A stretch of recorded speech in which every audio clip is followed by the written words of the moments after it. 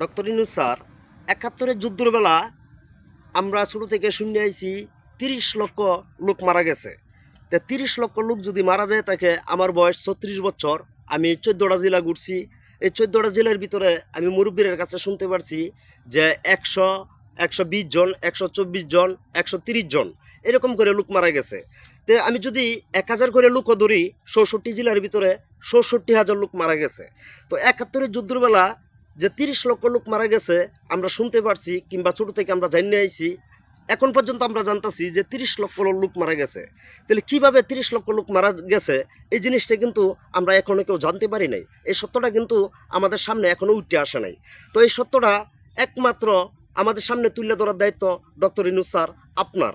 উপর মহলে যারা কর্মকর্তা আছেন সকলের কাছে আমার অনুরোধ, আপনারা এই ৬৪ জেলার ভিতরে যাইয়া আপনারা কুইজ খবর লইয়ে দেখবেন যে ঠিক আসলে ৭১-এর যুদ্ধের বেলা কতজন লোক মারা গেছিল। ১৮ কোটি জনতার ভিতর থেকে আমি আপনাদের সামনে এই প্রশ্নটা করলাম। আশা করি আমাদের এই প্রশ্নের উত্তরটা আপনারা অবশ্যই একটা লিস্ট করে আমাদের জানাবেন। ঠিক ৭১-এর যুদ্ধের বেলা কত হাজার লোক মারা গেছে এটা কিন্তু আমরা এখন পর্যন্ত কেউ জানি না। আমাদের যে সন্তানরা আছে তারা যে জানবে সেটাও কিন্তু সম্ভব না যদি আপনারা সামনে তুলে না ধরেন। তো আমরা ছোটো থেকে শুনে আইছি ৩০ লক্ষ লোক মারা গেছে ৭১-এর যুদ্ধের বেলা। তো ৩০ লক্ষ লোক যদি মারা যায় থাকে, তাহলে আপনি প্রত্যেকটা জেলার ভিতরে কত হাজার করে লোক মারা গেছে এটা কিন্তু আমরা আদৌ জানি না। আমরা যতটুকু জানতে পারছি যে আমি ১৪টা জেলার ভিতরে ঘোরার পরে যে ১০০, ১৫০ এরকম করে লোক মারা গেছে। এরকম করে যদি লোক মারা যায় তাহলে আমি ১,০০০ করে ধরলাম, তাও কিন্তু ৬৭,০০০ লোক মারা গেছে ৭১-এর যুদ্ধের বেলা। তো এই যে একটা মিথ্যা কথা কিংবা একটা সত্য জিনিস জানা, আমরা কিন্তু ঠিক মতন জানতে পারি না।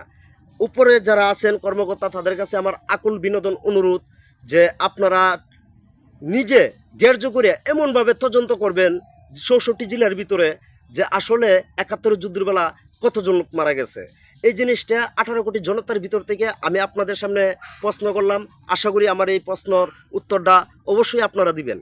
আর আপনারা যারা আছেন ২২ কোটি জনতা এখন বর্তমানে ভিডিওটা এমনভাবে শেয়ার করবেন যাতে ডক্টর ইউনূস স্যার পর্যন্ত ভিডিওটা যায় পৌঁছা। তো সকলে ভালো থাকবেন, সুস্থ থাকবেন। আল্লাহ হাফেজ।